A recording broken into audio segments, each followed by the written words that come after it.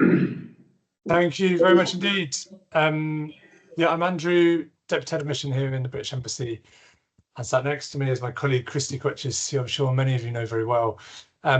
Great to join you all this afternoon. Can I just ask, before we go any further on, that we check that if you're not speaking, you have your system on mute, because there's still quite a lot of interference on the sound. So for those colleagues who are online and in listening mode, please check and put yourselves on mute. That'd be great for all of us. Otherwise, it's great to see so many people on the call. There's almost 90 people as far as I can see, and still a few more that we know to join. So wonderful to see you all on here. I'm really grateful to the Regional Energy Policy Research Centre and to Christy and to all those for putting on today's event. Grateful to all the speakers who'll bring out their various presentations in the course of the sessions and bring their experience to this call. So very many thanks in advance from me. Clearly, just briefly by way of introduction, it's worth me underlining that the questions of energy storage, especially long duration storage, is really crucial for the Hungarian economy, for the British economy, and for others too. It balances supply and demand for electricity, it enhances grid stability, and it promotes the integration of renewables that we all want to see an awful lot more of. And overall, this will strengthen our energy security, which is a critical part of what we're all trying to do to improve our overall country's security. We've got a huge echo on the line, so if somebody has just put their mic on, thanks very much. Please leave it off. That's great. Thank you. Look, long duration storage is basically, by way of introduction, it's what we mean when we talk about any solution that stores energy for more than 4 hours. That means that it's got applications in day and night storage and in seasonal storage from winter to summer. It's, as a field of technology, a bit more nascent perhaps than short-term storage by batteries, and the technologies do vary between early demonstrations and later commercial deployment. In the UK, we generally have an electrical network which makes us adept at integrating storage into a system setup. We've got a regulator that's recognised for being an innovative and early adopter, and this has meant that we have a number of technology providers with flow batteries, liquid air, and so on. We've got a good record, especially on offshore wind provision. It's a renewable source that requires long-term storage because of the way that you end up with excess wind capacity, which is not the same as the demand on our system. So we have to be able to store wind power such that it can be used across the grid in a really efficient way. We've also used this solution to support low carbon energy transition, for example, in the fields of compressed air, gravity, energy storage, flow batteries, and so on. You'll hear a bit more about this from our speakers later on. One specific example that I wanted to highlight is the Highview Power construction. It's one of the largest long duration energy storage systems in the world, and it's in a place called Carrington, not far from Manchester in the UK. It's going to be operational next year, and it will deliver more storage than existing battery storage in the UK. It's 100% sustainable, and it's got a lifespan of 40 years. It's a privilege to have Professor Ding with us. I've seen on the call already, and he's the inventor of this technology, and he's going to talk a bit about how it's now commercialized at Highview Power. Look, I'd say today's session, just to round off, today's session is the first one on a specific on the specific exchange of energy storage, and we hope that is the first of many. So I do hope that we can help you guys build the contacts you need, deepen collaboration, and provide you with information that's useful and valuable. So thanks again from me on joining the session. I hope you find it to be a valuable one. I hope you go away having learned from it and benefited from it. Please do keep us posted on how you found it. Give us your feedback. And please do stay in touch for future events on the topic. Thanks very much indeed. I'll pass back to you. Thank you very much, Andrew, for the nice introduction, and we are really looking for the presentation. So what we have now is that we have the full presentation actually at the beginning from my colleague Victor. We will talk about the technologies and the challenges of the long-term duration energy storage. So that will be the first presentation, which will be followed by 3 presentations from UK. All of them will be 15 minutes, and just in order to keep the time, I would like to ask everyone if they have questions to the presentation, please use the chat function which you can find on the Teams, and then we will be looking at these questions, and then we will have some 10 minutes after the presentation. Without further questions or time, I just give the floor to Victor, who is our colleague at REC. We are dealing with the storage systems and their economics as well. So please, Victor, the floor is yours. Thank you, Laszlo, and thank you everyone for joining our workshop today, and for the possibility for me to give a short introduction on long duration energy storage systems.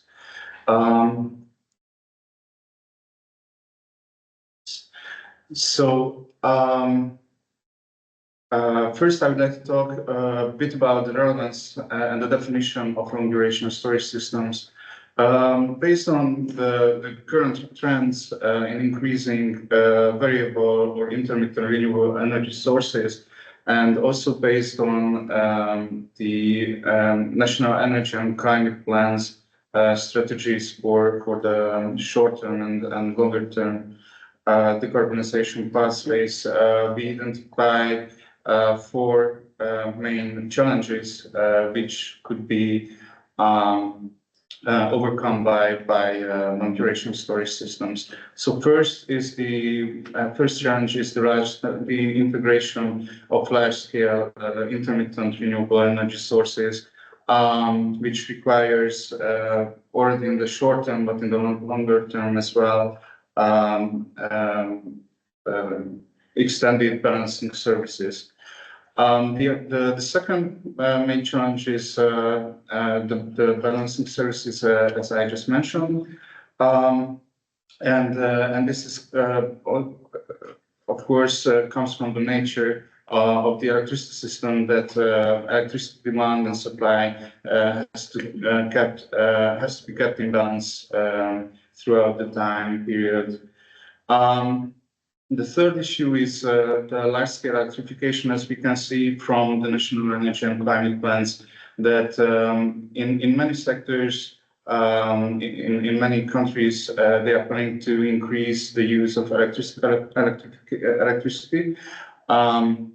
Also in the end-use sectors, and this is again due to the fact that we can easily or more easily decarbonize electricity sector than other sectors. But of course, there will be hard to abate subsectors where heat demand remains to be decarbonized. Therefore, different power to heat, power to X long duration storage technologies are required to overcome this decarbonization of these hard to abate sectors. And just to start with a general definition of storages. A storage is technology which can accept electricity, convert it into a suitable form of storage, and keep it for a certain period of time, and then release the stored energy back to the system in the form that is suitable.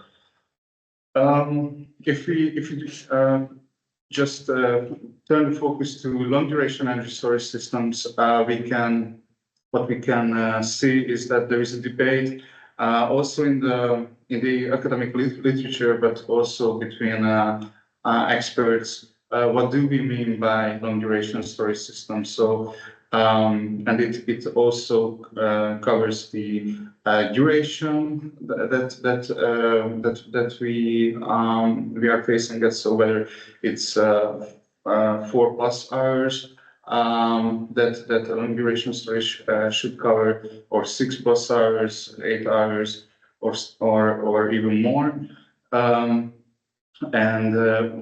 Also, there's a question about whether the long duration storage should cover minimum capacity as what we call the long duration storage. And it's important because of the operation or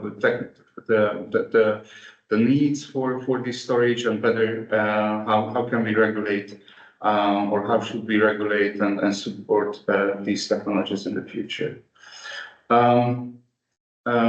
Based on the way the energy stored in these long-duration storage technologies, we can differentiate among 4 main categories.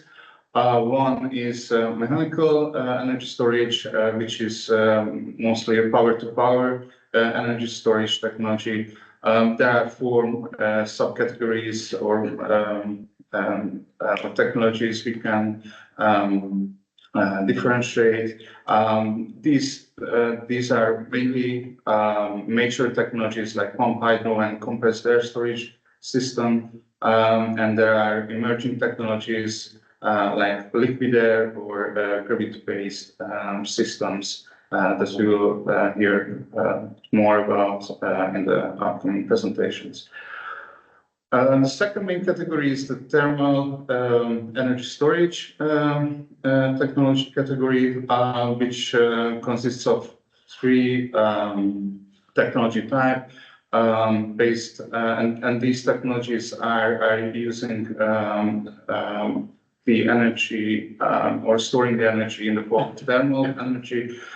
We can differentiate among sensible heat storage or phase change materials, where the heat is stored using a phase transition of the storage medium, or thermochemical storage, where chemical reactions are applied. The third main category goes to the electrochemical long-duration energy storage. Here we can differentiate among flow batteries and next-generation batteries. Lastly, we can see the chemical energy storages, which are more which goes more into the seasonal storage group of duration energy storage systems. And since they use power-to-X technology, they can be used for sector coupling purposes. If we look at the technological characteristics of these storage systems,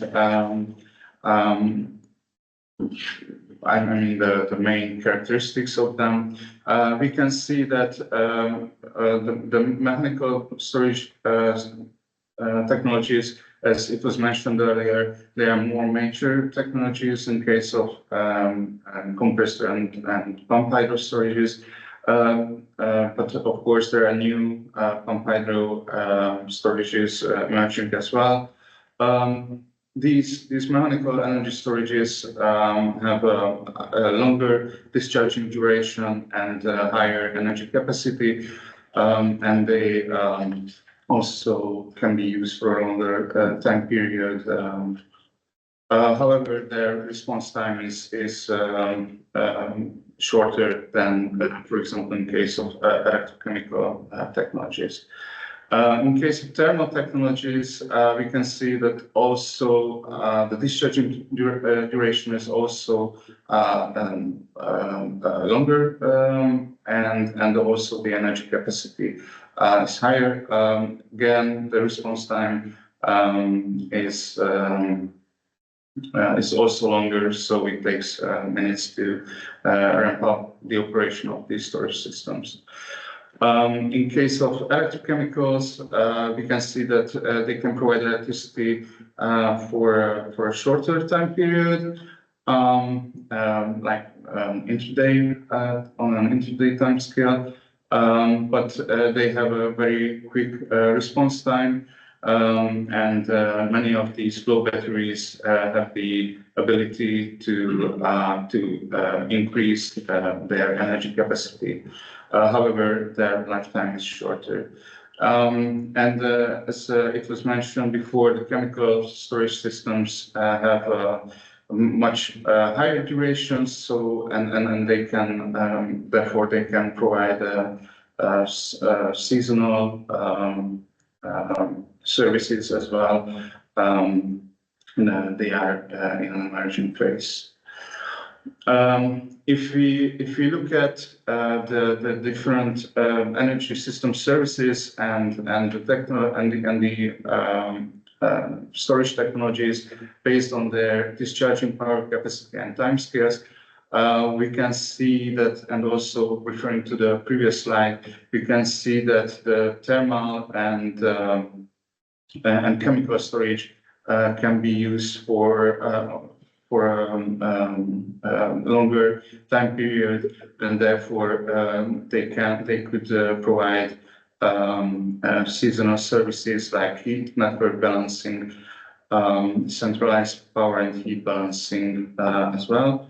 While the mechanical storage systems, they can be used on a medium and longer term, providing balancing services on a longer term, while electrochemicals they could be rather used for short-term balancing services and intraday services.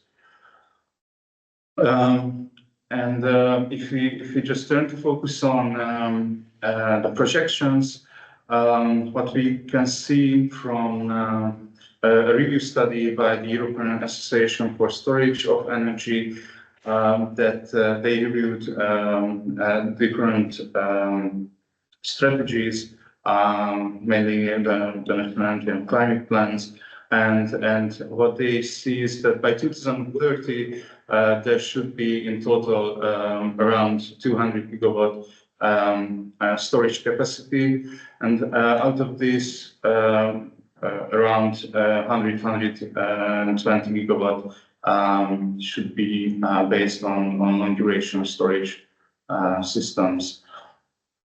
As we can see that mainly it's pumped hydro storage, but power to X technologies are also required. By 2050, the study states that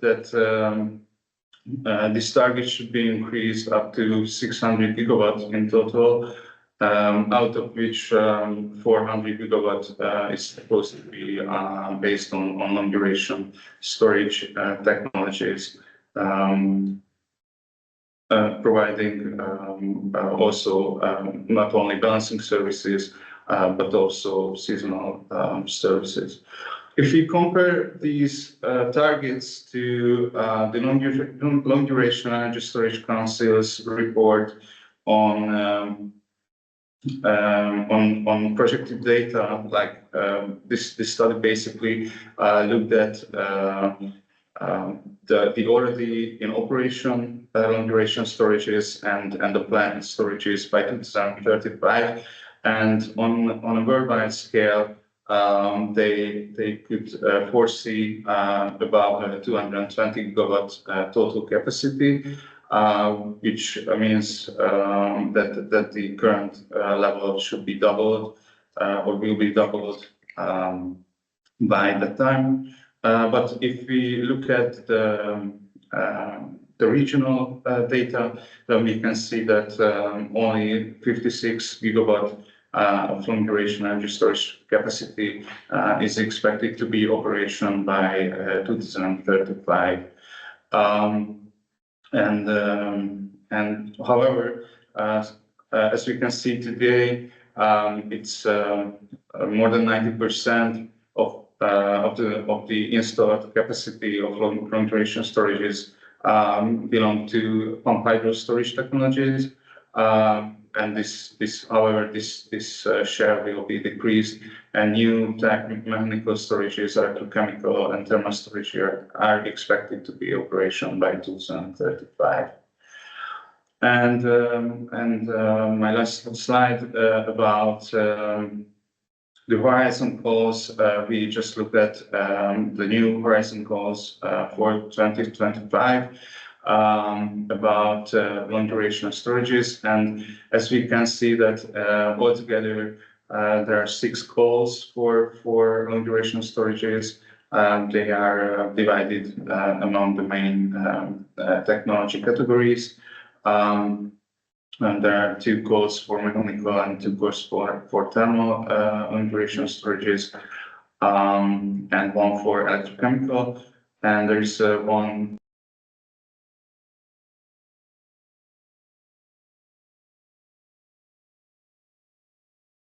Sorry, Victor, you are muted.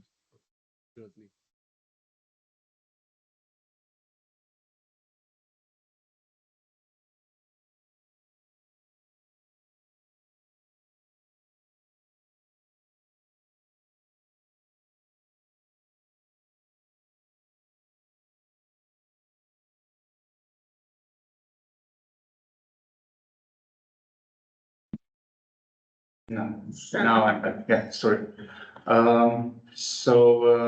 Yeah, actually, that was all that I wanted to tell as a short presentation. Okay. Thank you. Thank you very much, Victor, for the presentation. So thank you very much for this really nice overview of the various technologies which we can see in this market. And I think we had already some remarks in the chat box as well, which is telling that it's even very difficult or impossible to follow the development in these technologies, because all the numbers which you present, even if they are only 1 or 2 years old, they are already audited. So that's the aim, actually, to have really detailed look at where are these technologies now, what are the main developments which we can see in the last few years. And this will be the task actually for the next 3 presenters to go into details of some of these technologies which are available on the market, or they are in the phase of this initial circle of getting into the market. And we have the pleasure actually to have these 3 presenters, and the first one will be Professor Yulong Ding, actually, who is the inventor of the liquid energy storage. So we are very happy to have you here. You are not only the inventor of this energy storage technology, but you hold founding Chamberlain Chair of Chemical Engineering, and you are founder of the University of Birmingham Center for Energy Storage as well, and also the Birmingham Industrial Decarbonization Task Force. And beside these things, you have really many different awards and recognitions. So we are very happy that you made yourself available for us. So with this, I would like to give the floor to you to have a more detailed look at the liquefied energy storage as well. So thank you very much for joining us. The floor is yours. Thank you. Thank you very much. Can you all hear me? Okay. Great. So I'm going to mainly talking about liquid energy storage, as mentioned a couple of times in the previous by previous speakers and the chairs. So I'm going to focus on technology development and deployment and its role in renewable dominant energy systems. So my thanks to the organizer to give me the opportunity to talk about this. So first, that's sort of the layout of my presentation. And I'm going to first comment on the medium and long duration energy storage, which is I'll define that, as you will see shortly. And so without much say, the first is about the medium duration and long duration energy storage. I want to clarify a few things. So first, why we need medium duration and long duration. I'm going to define those in the next slides, but all those started with a report commissioned by the Royal Society and published in 2023. It took 4 years for the report to be written. And so this diagram shows the major results. Essentially, UK, it's used the UK data, between, well, almost for 37 years. So you can see over the past 36, 37 years, the upper part of the diagram is the surplus. Lower part is below zero is a deficit. So essentially, there is because the data are hourly data, and those are sort of for each quarter of a year. So you can see the lead for energy storage across time scales. And I don't have time to show you details why we need energy storage across time scales. But the details are in the report, which is shown in these slides. So that's the first slide to start with. Secondly, I'm going to clarify the duration of energy storage. And this diagram is slightly complex, but I'm going to sort of simplify it. First, the vertical axis is about cost, and the horizontal axis is about time. The time I refer is discharge durations. So here I split that into very short duration energy storage, short duration energy storage, medium duration energy storage, and long duration. So I'm going to define and explain what they are. First, very short duration energy storage, which is up to seconds, probably struggling for 2 minutes because I can see the diagram, which is the data shown by Victor about the stretch of a supercapacitor to hour, which probably is going to be difficult. So the characteristics of that is that it's very low cost for per unit power, per megawatt, for example, dollar, but it's very high cost for per unit energy, which is megawatt hours. So they're two different stuff.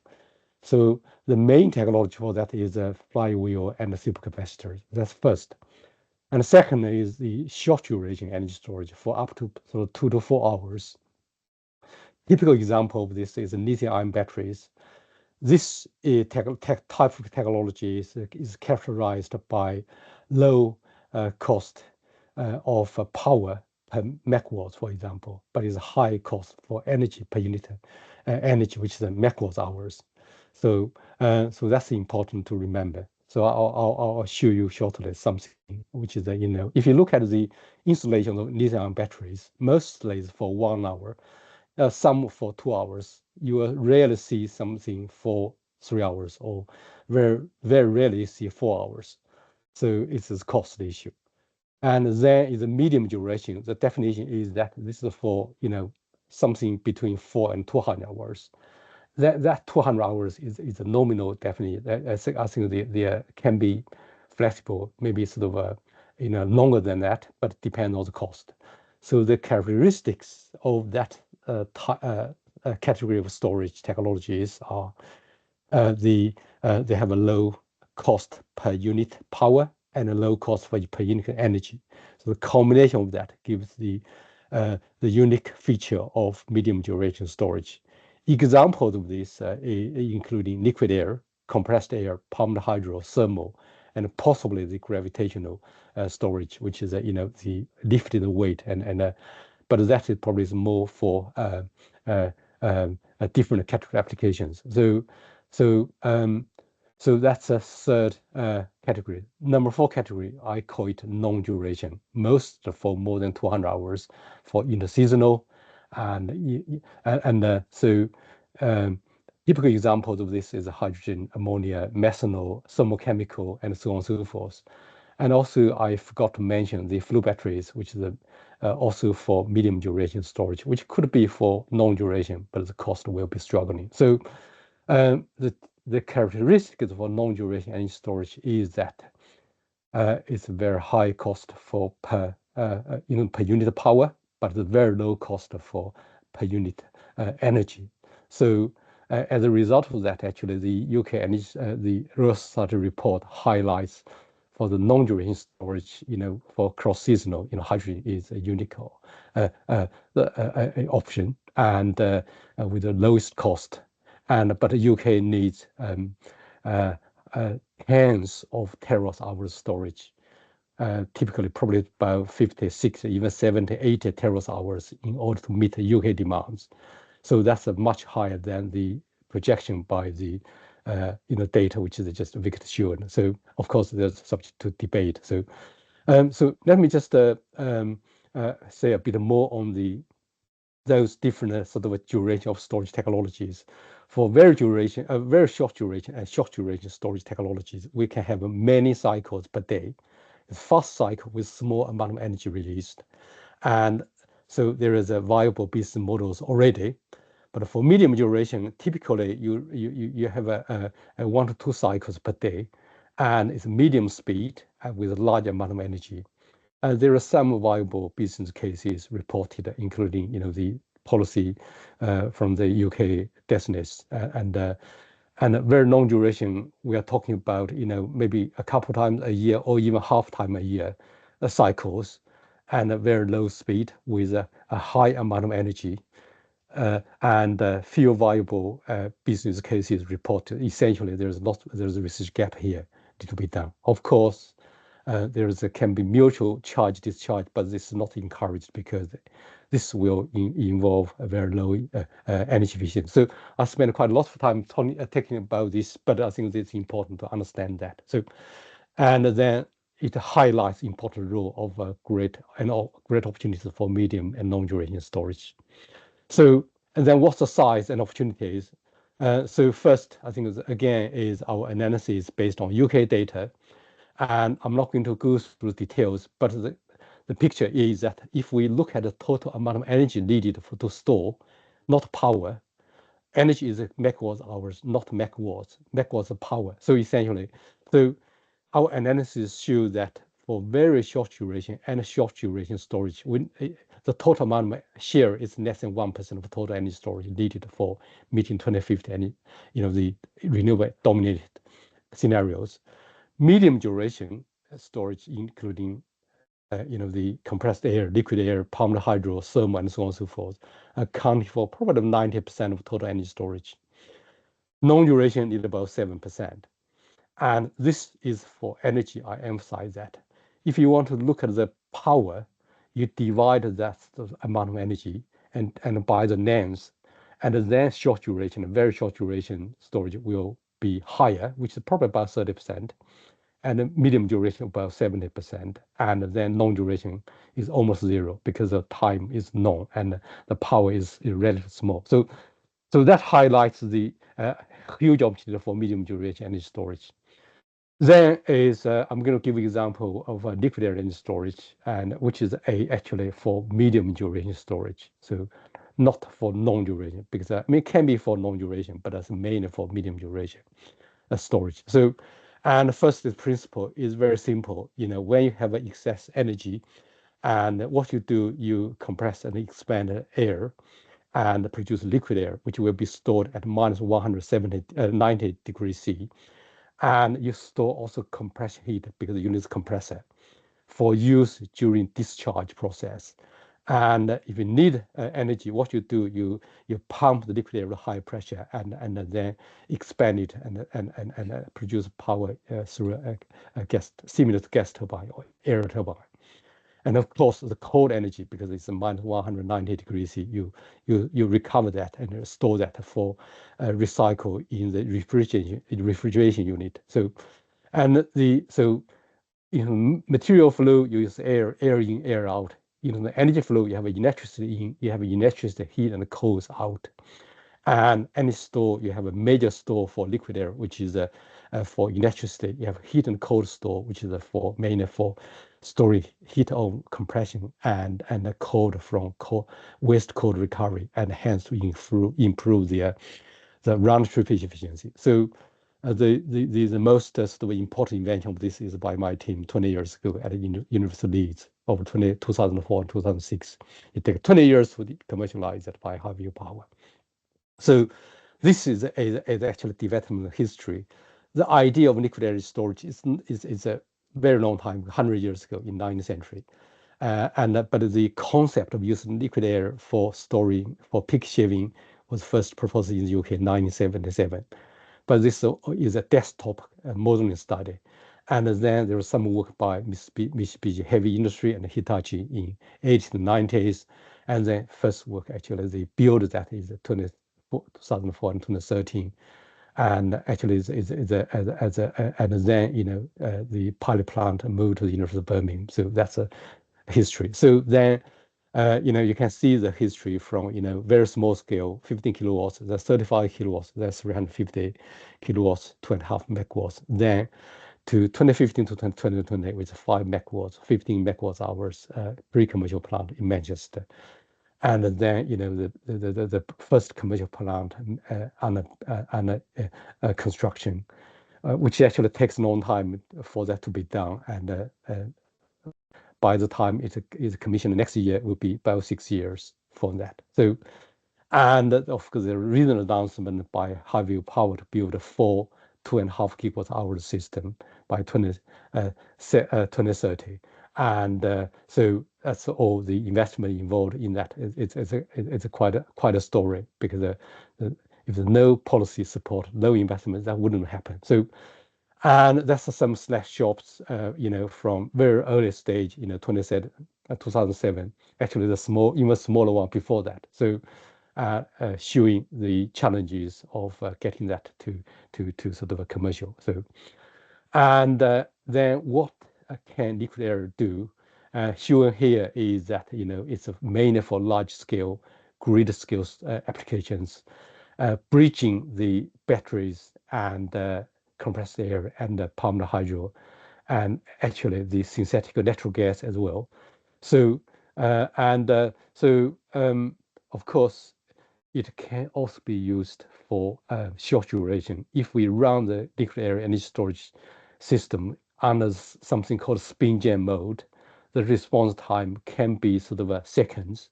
We have run our pilot plant a few years ago, and we can achieve probably about 8 seconds of response time, which means it can be used for a primary frequency regulation. But of course, that would be slightly more expensive to run. And another thing is it can be integrated with the batteries, flywheel, and a supercapacitor to make it suitable for across all the time zones, time durations. So, and then the next I want to talk about, apart from standalone liquid air energy storage for power grids at transmission and distribution level, can we use it in energy use side? And I think that our assessment said that can be done. So the first example here is the integration of nuclear power station. Shown here is a pressurized water reactors based nuclear power plant, which has a 33% of efficiency. And right hand side is an example of a nuclear power plant of that. So the idea is that we can integrate that nuclear power plant with a liquid air storage system through the use of wasted, and also we can take the steam from the second loop of the power plant. And our modern assessment showing that that's a long time ago, near 10 years ago. So we can have a peak shaving capacity up to 3 times higher, with reference to the nuclear power station power rating. That's very high. And we found the energy storage part was efficient about 75% comparable to pumped hydro. And the capex, interestingly, is 70% of pumped hydro. And the cost is today probably 50% of lithium-ion batteries. At the time of 2014, our assessment the cost is about 25% of lithium batteries, because now batteries has come down in price, and that's why I put us 50%. So, and the second example is that the liquid air energy storage can be integrated through sector coupling with ammonia synthesis, because ammonia production need to have nitrogen and hydrogen. Hydrogen can be from gray, and blue hydrogen can be from green hydrogen, and but nitrogen has to be from air liquefaction, liquefaction. So because nuclear energy storage can produce almost free nitrogen for that use. That's why the process we proposed a few years ago, and actually we published just last year or so. So that's the overall motivation, and the idea is to integrate that through the provision of clean nitrogen for the through the liquefaction from the air separation process, and use that for the in combination with the clean hydrogen for the ammonia synthesis. So, and there are two designs for that. One for retrofitting, shown on left side, design number 1, and the second is a new design, which is fully integrated and not for the new ammonium plants. And then the next step is how do we turn this PPT PowerPoint to practice? And we did a process design, and for design number 1, and it's fairly simple, and but actually the process is slightly complex in the middle. The idea is not you can see that design, but I think the idea is to show you what's the outcome. Our results showing that if we do such an integration through retrofitting, and we found the operating cost of the air separation unit is down by 40%. And we found from any storage perspective using liquid air, the initial investment cost is reduced by 11%, which is a big deal because I think the big plants of liquid air energy storage would cost probably somewhere between near 100 millions and probably more than that for large scale. So it's important to have that. So, and design number 2 is for new ammonium plant. Then design is also slightly more complex. And again, it's not for today to show you the design, but the results is interesting. We found for the initial consumption for ammonia synthesis is down by 31%, and this design actually, because we can use that as a long-duration storage or medium-duration storage, from power to ammonia to power, and we found the efficiency can be 30% higher, which is also a big deal because of the amount of energy to be stored. So, and finally, concluding remarks, I'm going to say first, renewable dominated net zero energy transition needs energy storage at various durations. Medium duration and long duration energy storage has a greater role to play with a huge project future market. 90% in terms of energy, based on UK data, probably about 70% in terms of power, which I did not put here because that's subject to debate. And liquid energy storage technology fits the medium duration energy storage category and also part of the long duration storage category, and hence has greater opportunity in future net zero energy systems. And there are unique opportunities for the application of liquid air through sector of company. With that, I thank you very much. Professor Dim, thank you very much for the very, very interesting presentation. I think you have covered a huge area with this, and it was very interesting to see that probably what you have to do always is that you should not only look at the single technology, but you should look at the integrated system. So what type of synergies, what type of advantages you get when you are combining some of these technologies together, because you can improve the performance in efficiency, in duration, and so on. So it was very interesting. Thank you very much for the presentation. And with this, I would like to move to the second presentation in this technology overview. So I will give the floor to Christian Bell, who is a mechanical engineer with over 15 years experience in renewable project development.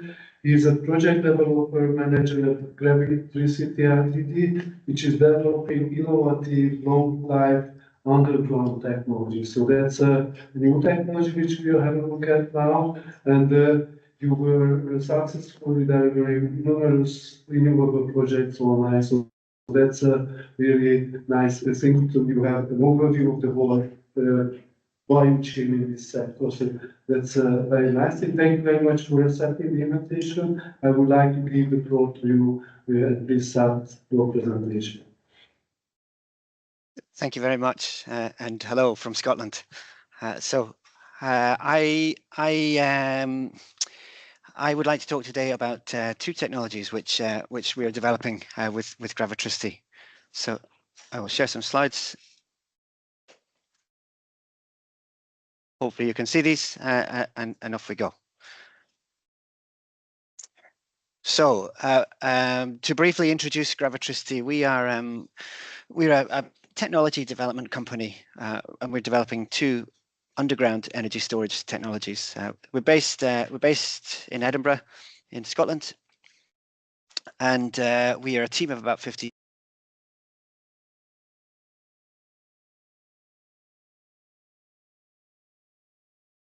Chris, sorry, we lost your voice, your sound. Apologies, my mute function came on. Hopefully you can hear again now. Yeah, now it's perfect. Thank you. Okay, thanks. So we're developing these two technologies for underground energy storage, and the way in which we work is we have developed a lot of the design for the technology here, and we are working with larger organizations to bring these to market. So today I'll talk to you a little bit about each of the technologies. I'll talk to you about how they fit into medium or longer duration storage, and then we can think a little bit about some of the challenges we face, some of the ways that we may interact with regulations as new technology comes to market and tries to fit into sometimes existing or newly formed regulation.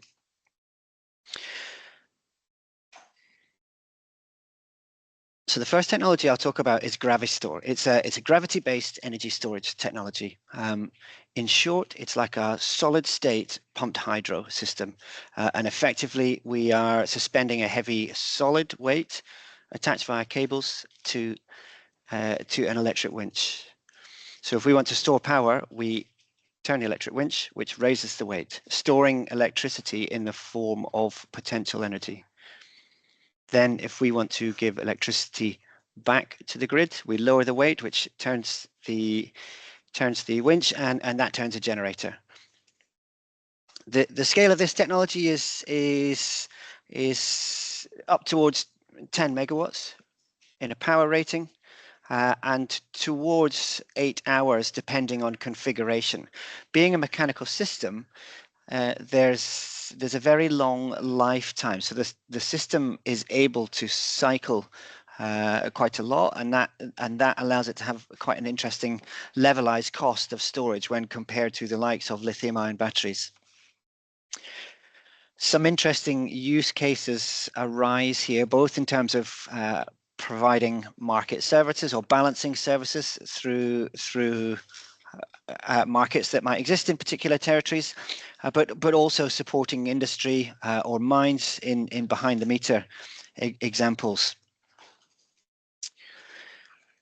We have demonstrated this technology, and the picture on the left that you can see is the tower is essentially a test rig, and the green box is the weight. That's 50 tons of weight in those green boxes. And this is a grid connected system in the UK, in Edinburgh here. The winch unit is essentially modular, and that's what you can see in the white container. So with this system, we were able to prove the ability to respond to grid signals in sub 1 second, and also the ability to lower multiple weights. So the green box that you can see there is actually 2 sections. The height of this tower, as I suggest, is a test rig, and it was defined in order to allow us to show the movement of one, then the second weight, delivering smooth power output through the movement of more than one weight. And the exciting bit is that if you imagine that the weight is the cheap part of the system, in transitioning this into the mine environment, so we ultimately want to utilize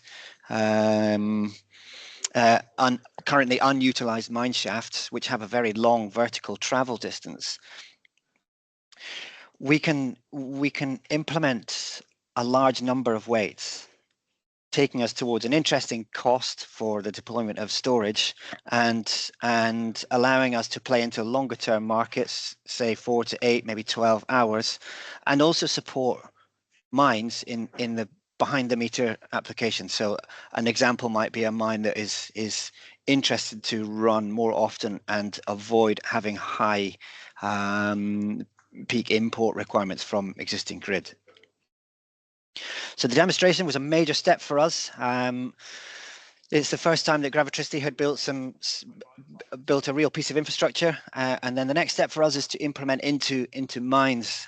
So the picture in the middle is a colleague of mine, approximately 1 kilometer underground. So it's a fascinating place to be when you look up and you can see a pinhole of light a kilometer above. But that gives an example of the kind of distances that we can travel. If you thought about it like a pumped hydro power station, it would equate to the head height of the system. So we are currently developing projects in mine sites. There's a number of examples where mine shafts are either at the end of service life or perhaps not being used, and in that case, it's a significant asset that can be repurposed with a sort of strong circular economy perspective. In order to develop, we are delighted to have signed a collaboration agreement with a company called ABB, who service a lot of the mine hoisting market globally. So that's crucial to us as a small outfit based in Scotland to have an organization like ABB with the reputation and capability to help us get this technology to market. Interestingly, in addition to repurposing the shafts, a lot of that collaboration is focusing on repurposing existing hoists as well. So that helps us to further improve the capex cost of the system. And I guess that's the initial introduction to the gravity technology. We are delighted to be engaging with a lot of mine owners across Europe, where there's a number of mines coming out of service for various reasons. So that's the summary of the gravity technology. Thinking about the theme of this call and tending towards long duration energy storage, I will introduce the other technology. So the other technology that Gravitricity is working on, it's an underground hydrogen storage system. Essentially, the technology will see a gas-tight liner installed underground in a purpose-sunk shaft. The reason that we are looking at this is one of the big costs in hydrogen storage that we can see, particularly if there is no existing geological storage solution, for example, salt caverns. One of the challenges is that the cost of storing that is quite high, and a lot of that is involved in the materials cost for, say, above ground pressure vessels, surface mounted pressure vessels. By going underground like this, our gas-tight liner can react the pressure of the gas against the surrounding geology. And that allows us to reduce the amount of material in the system by approximately 6 times. So we're looking at about the 1/6 of the amount of material, let's say steel, for example, in the system. And once you get to a scale of around 20 tons of hydrogen storage, the economics become more and more interesting. So I'm delighted to say that we've had some strong interest in this, and we're currently working under collaboration again, this time with Baker Hughes, also in discussion with ABB on the further development of this technology. It's able to be deployed in multiple modules, so we are being approached already to engage in projects requiring multiples of 100 tons. To summarize this technology, it appears to us that there are existing solutions for smaller, perhaps higher cycle rate, above ground pressure vessels to store hydrogen. At the other end of the scale, there are large-scale salt caverns. and these can store large quantities of hydrogen at very interesting, exciting cost per unit stored. In the middle, and particularly in areas where no existing geological storage is apparent, there is a space in the market. And we believe that we are in a position to supply large-scale hydrogen storage at a cheaper price point and also be geographically flexible. Not to mention the increased safety case coming from being underground. So to finish, I'll give you an example of this technology. So at this kind of scale, the systems of 100 tons or multiples of are well placed to fit into islanded industrial projects, which have access to cheap power for electrolysis to produce green hydrogen, for example. Then there is also a very interesting network case that we are working on.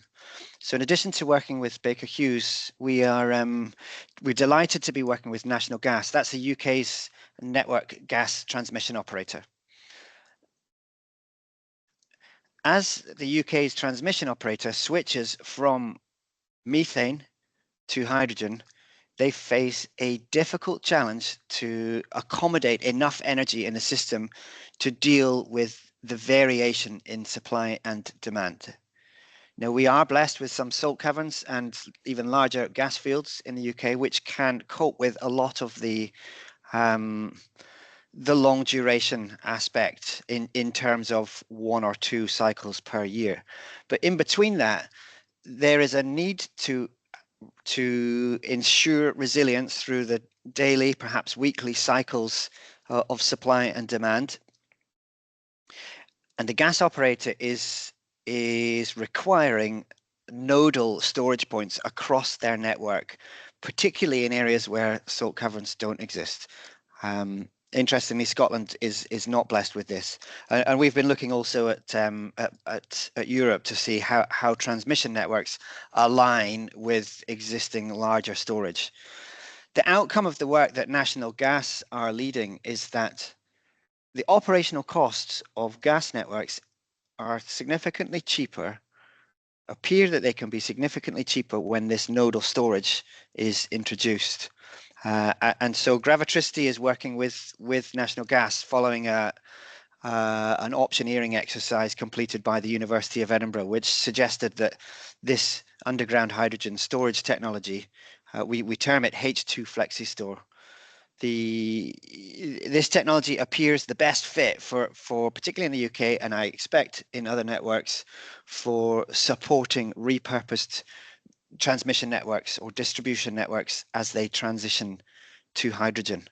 So within that, there is, I think, a real help that can be made to support longer duration storage requirements.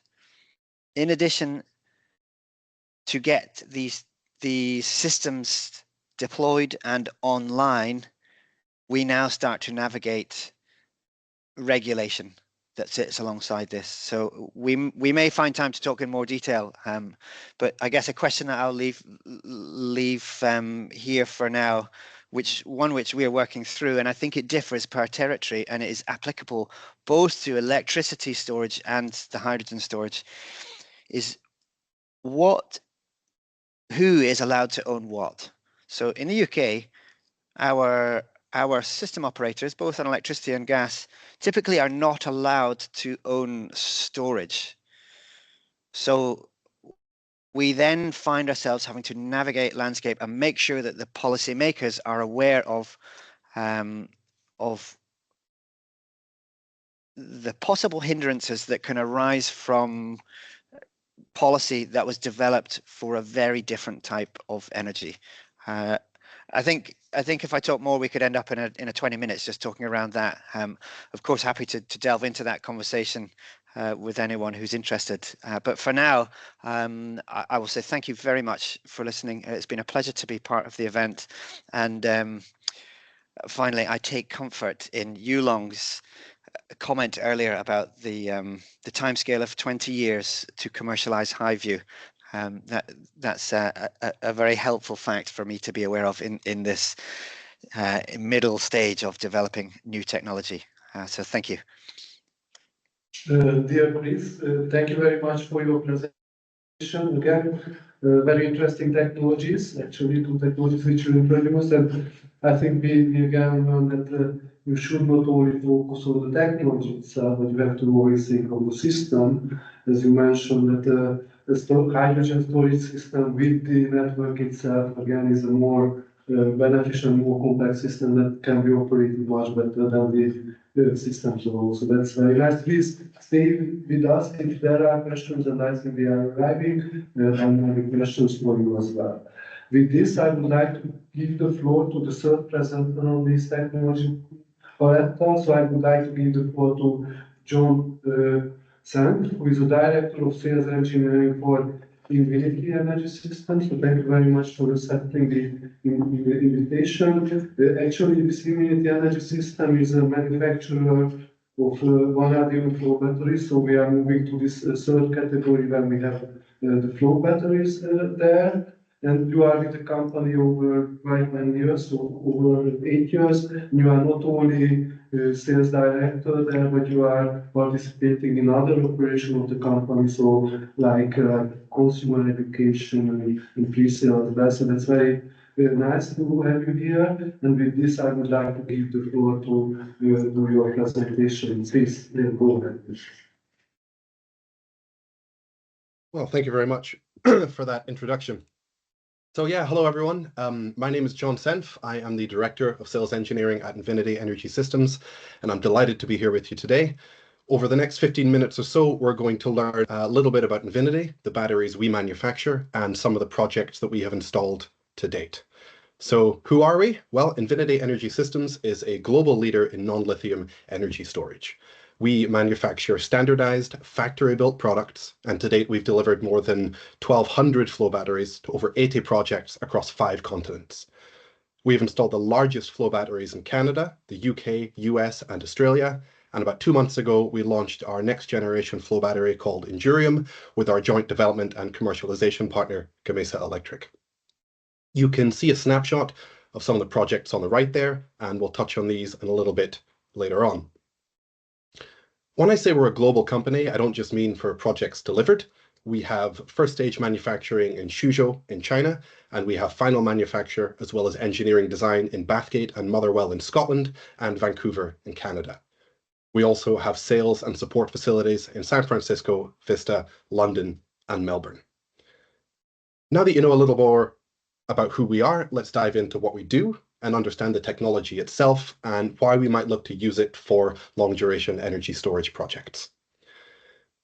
A vanadium flow battery, often abbreviated to VFB, is an energy storage system where energy is stored in liquid form in a vanadium electrolyte. On the left, we see a simplified view of a flow battery. It consists of 2 tanks, which hold the electrolyte, one positive and one negative, as well as the cell stack, which is the electrochemical reactor of the system. There are 2 pumps which circulate the liquid round closed-loop fluid circuits through the stack. The stack is where the chemical reaction takes place in the battery, changing the redox states of the electrolyte within the tanks, thereby creating or reversing that differential, which allows the battery to store or release energy. We often liken a flow battery to a car in that you have your power and energy disconnected through the engine and fuel tanks. The engine determines the power and the tanks hold the fuel.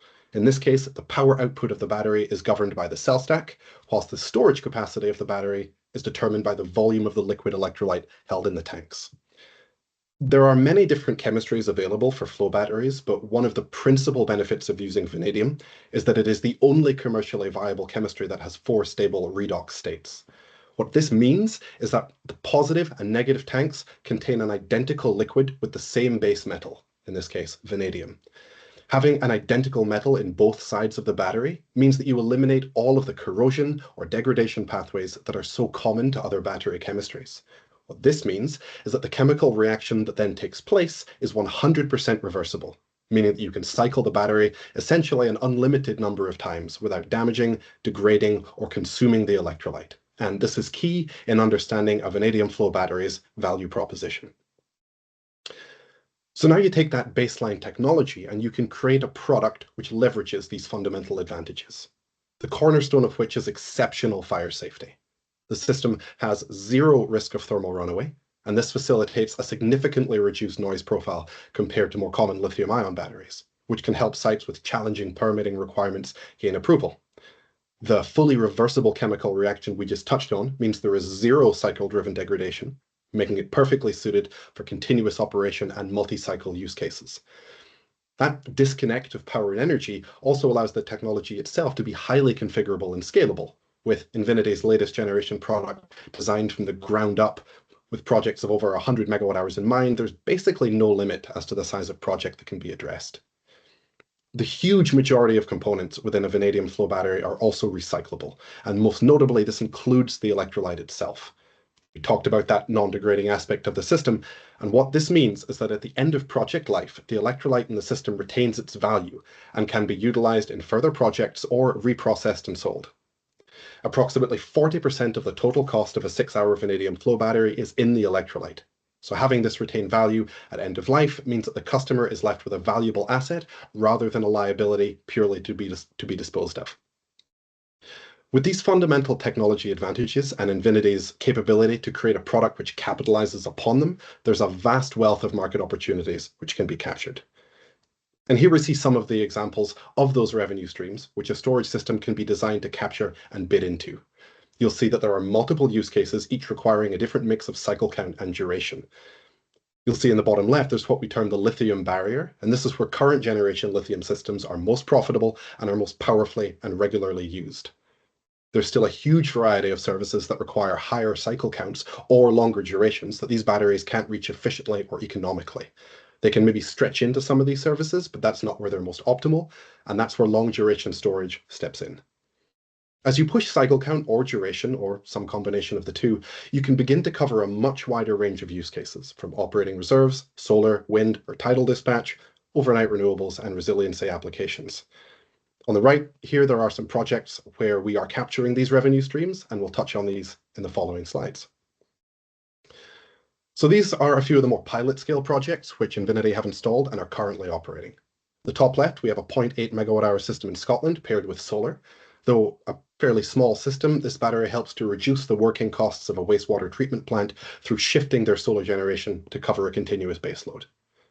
The top right highlights a really interesting use case where a 0.5 megawatt hour flow battery is supporting a fire station in California. During normal day-to-day operation, the battery trades energy and helps to reduce general consumption, but every few weeks, the station is told that they'll lose power for up to 10 hours. With this knowledge, they can charge the battery up, and then when the outage occurs, the battery switches to lower power and longer duration and provides resiliency to the station by covering the site's baseload until that power returns.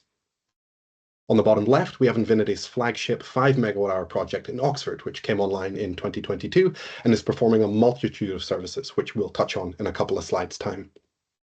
The bottom right shows our 1.8 megawatt hour battery installed at the European Marine Energy Centre on a small island in the north of Scotland. This system acts as a buffer for tidal generation, smoothing out the multi-cycles per day from the sea into a smooth and steady output for a hydrogen electrolyzer. And now we see some of the larger projects that Invinity have installed as we move into the multi-megawatt hour scale. The top left shows Canada's largest vanadium flow battery, acting as a solar plus storage system with 8.4 megawatt hours capacity, working to lower energy costs for the asset owner. Interestingly, during the winter months, the temperatures can drop to below minus 20 degrees Celsius, and the energy prices become extremely high. During this period, the battery is able to capitalize on this and make a significant amount of money for the owner. On the top right is a 10 megawatt hour battery installed as a microgrid resiliency system at a casino resort in California.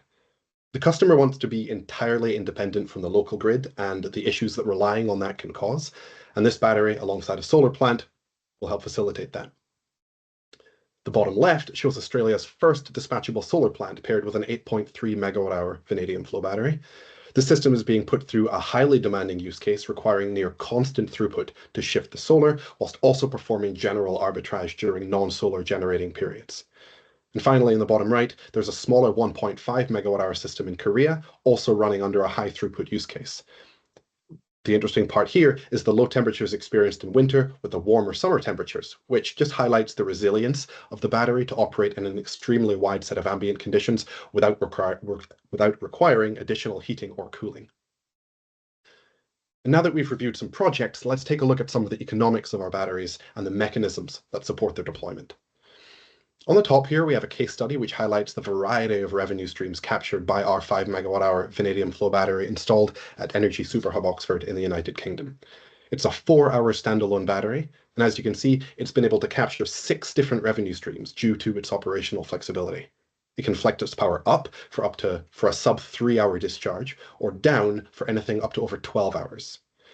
It can operate continually, requires no rest periods, has an allowable depth of discharge of 100%, and with a DC response time of less than 50 milliseconds, it's also capable of bidding into any frequency response market.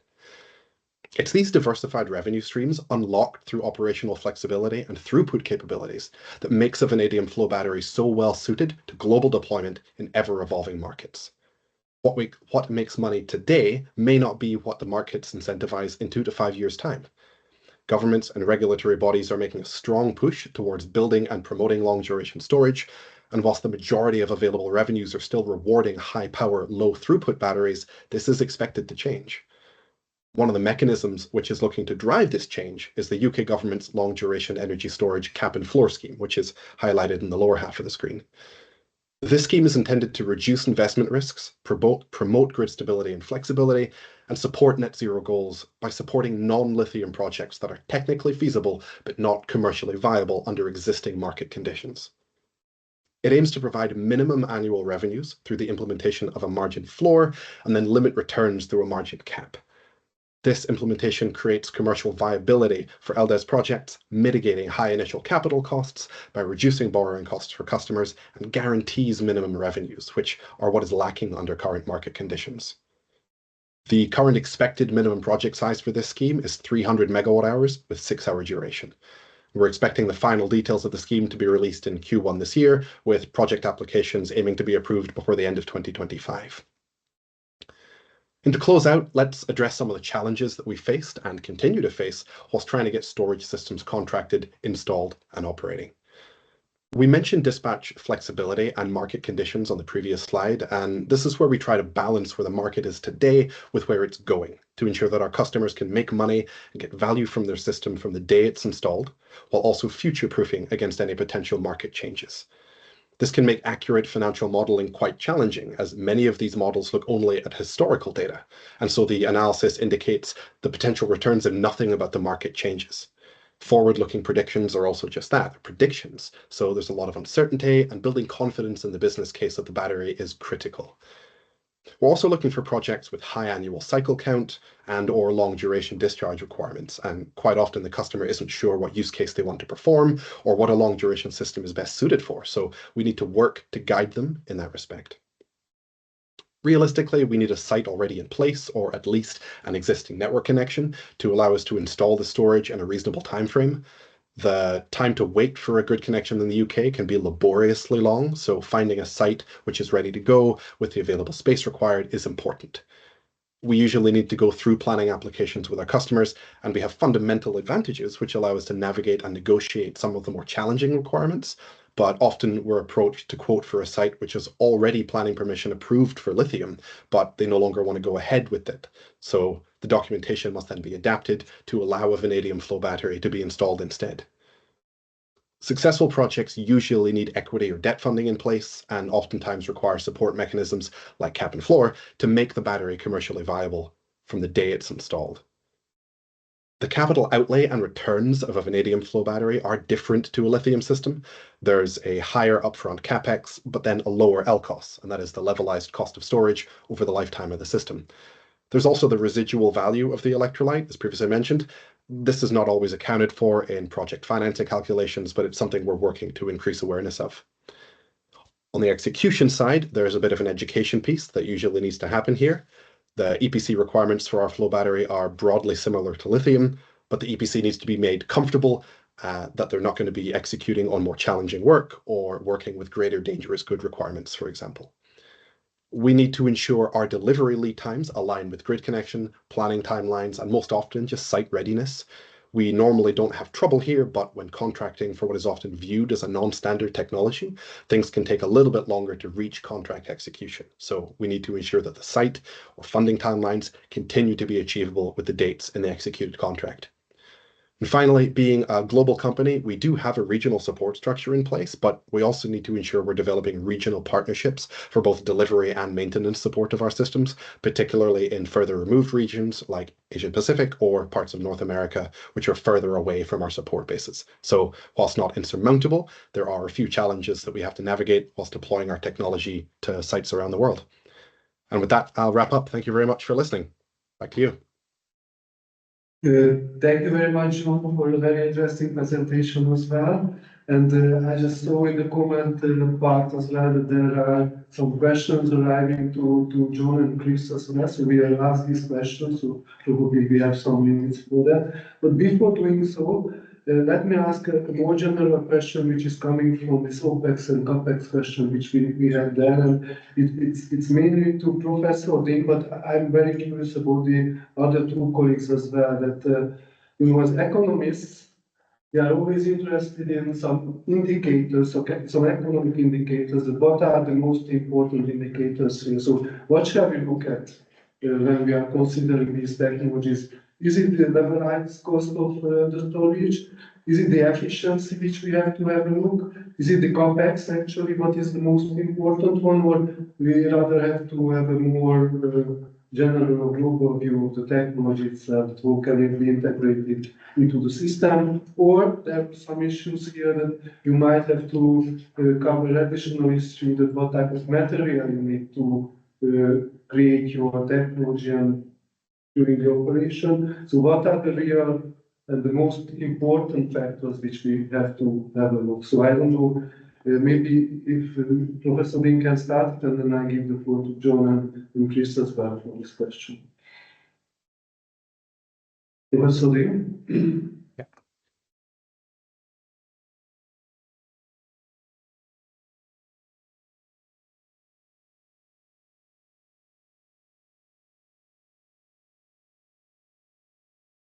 Yes, sorry. So the question is that how do you see this when we look at these technologies? We have seen at least 4 of them in the presentation. What is the most important indicator which we have to look at, economic indicator? Is it the levelized cost of storage? Is it the CAPEX? Is it rather the efficiency which we have to look at, or other factors? What do you Okay, think? so yeah, sorry, I was just slightly the reason I can't hear. So okay, can you hear me? Oh, so if you do, so I think my personal view is that I mean the most important is economics. So if economics don't work out, then you will never be able to get to the market. By economics is not a sort of a something which is as a single indicator, because I think my personal view, there will be 3 key indicators. One is economics, which is the cost. One is the engineering, which is essentially technical side, because if the efficiency is not there, if you use too much sort of critical materials and you cannot do it, then and if it causes sort of disputes, then it's all problematic. So the last indicator is sustainability, which is the environment, essentially. So it's a combination of those 3, but the most important thing is economics. So because it's because the policy side, I think is important as well, because you have to because for the early stage or even middle stage technology deployment, you need to have policy support to get that takeoff, because I think it's a de-risk essentially, because private investors wouldn't invest if you sort of too much risk. So it's a balance between those. So hopefully that's my personal view. Thank you. Thank you. Maybe I give the floor to John to answer this question, but maybe at the same time you might answer this question on the vanadium availability as well. John? Yeah, definitely. Thank you. So, I mean, obviously you're correct there in that project economics drive drive everything, really. At the end of the day, we are selling energy storage to customers, and the intent is to make them money or to mitigate them off of a diesel generator or an alternative storage technology. So it needs to be commercially viable, absolutely. CapEx is currently one of the main focus areas of a lot of people who are looking to buy storage, but as you've indicated and as I mentioned, LCOS is a better metric for what we view, because again, a lot of the alternative storage, vanadium flow batteries as well, have that higher upfront CapEx, but a much lower levelized cost. They don't have REPEX costs throughout their lifetime. Again, there's that asset follow through from the vanadium itself to the end of life. So you have to balance these two metrics, and again, twinned with performance. It's about the returns you're getting for your customer, not just the cost they're paying up front. But customers are currently used to paying pure capex and these sort of low upfront costs for lithium, and so it's helping to educate them and let them understand that the initial capex is not the only variable in play there. With regards to vanadium availability, it's incredibly abundant. It's more abundant than copper in the Earth's crust. It's mined globally, and it's used in steelwork on a hugely greater scale than we use it for energy storage or will use it.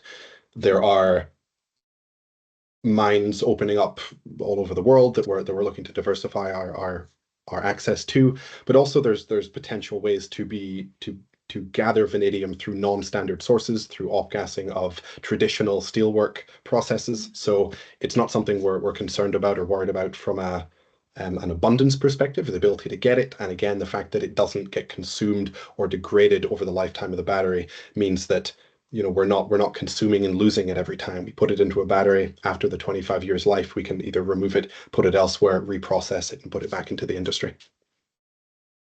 Thank you very much. Maybe Chris, lastly, the floor to you with the same question on this economics, but there was a question on biomethane as well. I think it was concerning when you were talking about the hydrogen storage and the network itself, and then I hope you can see the question in the chat function. I think it's rather two questions, but the same case you would see for biomethane, and if there is a time problem in the injection and extraction of the biomethane in this case in the system, but probably similar question would raise from the hydrogen. So please go ahead.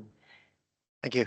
So very quickly, I think I agree with the statements made on metrics for energy storage. An interesting one for the gravity arises when